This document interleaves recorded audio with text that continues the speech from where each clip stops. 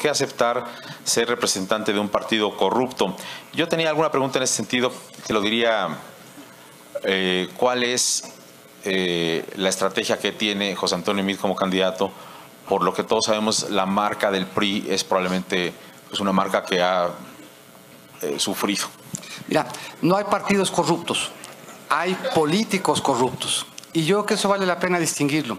Y vale la pena distinguirlo porque México necesita muchos servidores públicos. Y México necesita que se haga buena política.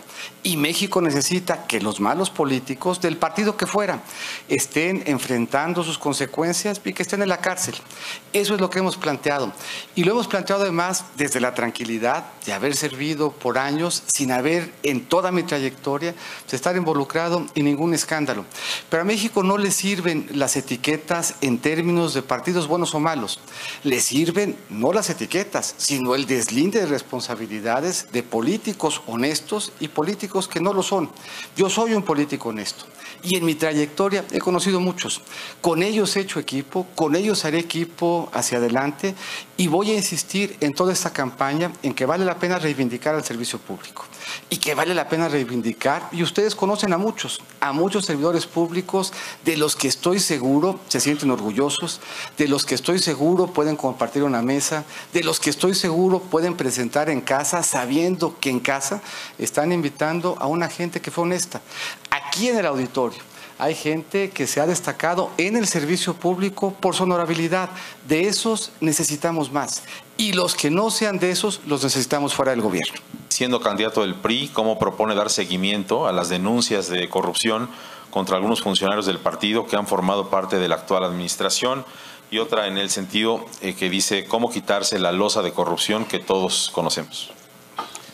Mira, yo te diría, empezando por la segunda, y diciendo además que el tema de la corrupción no es solo un tema de voluntad política y no solo el tema de ejemplo. En mi caso, voluntad político y ejemplo, que puede acreditar que se puede ser honesto en el sector público y que se puede ser honesto no solamente porque lo declaro, sino porque lo compruebo. Pero combate a la corrupción implica algunas modificaciones que tampoco están lejos de lo que puede hacer México. Primero, hacer más fácil recuperar lo robado, y ahí hay una vertiente común con la delincuencia organizada. Segundo, y muy importante, darle autonomía al Ministerio Público. Hoy en Estados Unidos estamos viendo que la gente está preocupada por lo que hace Mueller, porque está concentrada la atención en un Ministerio Público que tiene autonomía. Yo voy a ser un presidente sin fuero y voy a ser un presidente que se tome en serio el que nadie está por arriba de la ley. Cuando aquí escuchan un candidato decir yo voy a meter a fulano o a sutano a la cárcel, si ese candidato cree que está por arriba de la ley, por arriba del Ministerio Público y no está dispuesto a sujetarse a esa autoridad. Yo lo seré sin fuero, me sujetaré a esa autoridad y además el sistema anticorrupción implica que la prescripción se amplíe de 3 años a 7.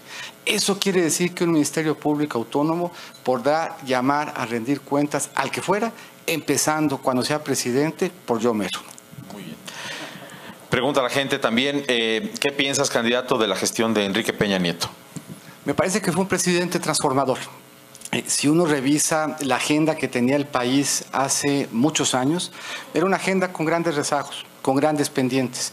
Era una agenda en donde se decía que México estaba sobrediagnosticado, pero que ese diagnóstico no se había podido traducir en consensos. Y lo que vimos fueron consensos y reformas. Una elección siempre es oportunidad de hacer un balance. Y el balance implica reconocer lo que no está funcionando bien. Y hoy hay muchas cosas que no están funcionando bien. Platicamos de seguridad, platicamos de corrupción y podíamos haber dedicado mucho tiempo a platicar sobre los retos de pobreza y de inclusión. Pero también hay muchas cosas que sociedad y gobierno han logrado consolidar y mover en una buena dirección. A mí me parece que un discurso en donde el país se reinvente cada 6 años no le ayuda a los mexicanos. Un discurso donde pensamos que todo lo que se hizo antes no sirve y que solamente servirá lo que se haga después no le ayuda a los mexicanos. A los mexicanos lo que nos ayuda es darle punto de partida al cambio y decir con toda claridad, no está jalando bien la seguridad. Nos preocupa el tema de la corrupción. Queremos, por lo tanto, un presidente honesto, un presidente que pueda pararse y presentar sus 7 de 7. Queremos un México mucho más incluyente. Claramente esa es la agenda que tenemos que plantear hacia adelante, pero también tenemos que reconocer que este proceso de transformación hoy le da a quienes aquí están un horizonte que no tenían hace 6 años y que eso hay que consolidarlo y hay que cuidarlo.